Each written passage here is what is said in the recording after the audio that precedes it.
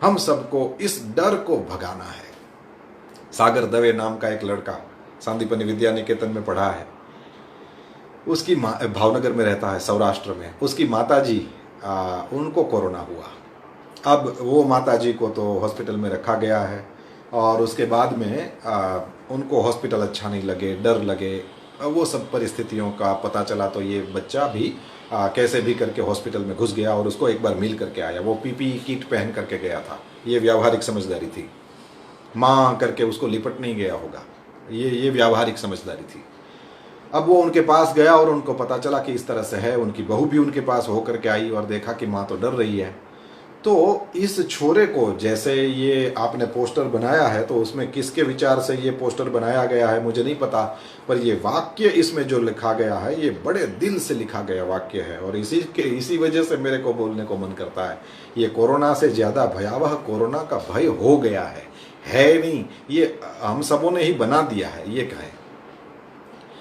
अब उसने अपनी आंखों देखा कि जितने कोविड पेशेंट हैं वो तो सब वैसे नहीं मर रहे हैं, कोरोना उनको नहीं मार रहा है, लेकिन उनको डर लगा हुआ है। अब उस छोरे ने निश्चित किया कि मैं इस तरह से इन लोगों को डर के मारे नहीं मरने दूंगा।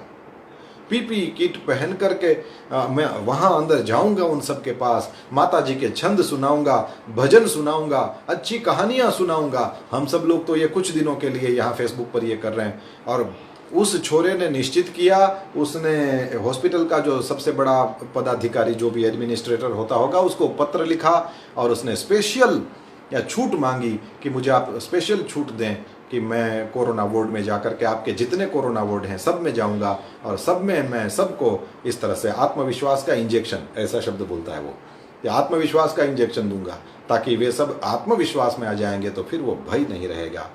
और उस व्यक्ति को छूट क्यों नहीं मिलेगी? दुनिया का शायद ये एकमात्र और पहला प्रयोग था। वो छोरा पीपीई किट पहन के गया। मेरे को तो ये भी कह रहा था कि मैं इस बहाने अपनी माँ को अपना मुंह दिखा सकता हूँ और अपनी माँ को मैं देख सकता हूँ। इस बहाने वो गया और मैं अपनी माँ को इस तरह से कुछ आत्मविश्वास की बातें सुना सकूंगा, उसको इस भय से मैं मुक्त करा सकूंगा। वो छोरा गया।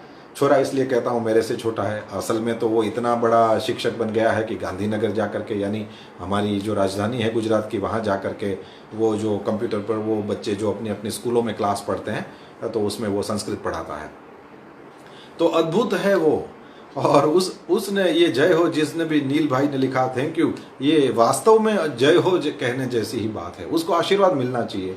वो वहाँ गया और गुजराती में इस तरह से देवी माँ के काव्य हैं जिनको छंद कहते हैं, वो सुनाता था सबको। और सबके प्रसिद्ध जो बातें हैं, वो कोरोना की दवाई नहीं दे रहा था, लेकिन प्रसिद्ध बातें सुनी हो तो आपको अच्छा लगता है।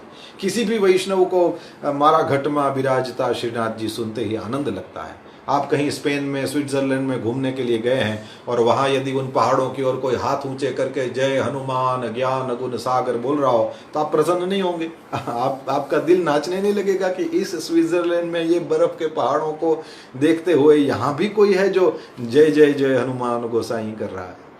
तो उन मरीजों को बड़ा आनंद मिला उसके द्वारा, वो बहुत ही ज़्यादा अच्छे। और आंकड़े नहीं मिलते मेरे भाई बहन कि कितने ठीक होकर के चले गए, लेकिन इस बच्चे को कितना आशीर्वाद मिला होगा। देखिए, आप वहाँ नहीं थे, फिर भी आप इस चीज़ को मेरे दिल से मैं जैसी समझ रहा हूँ वैसी ही आप भी समझ रहे हो कि नहीं? तो ये डरने से काम तो नहीं चलेगा।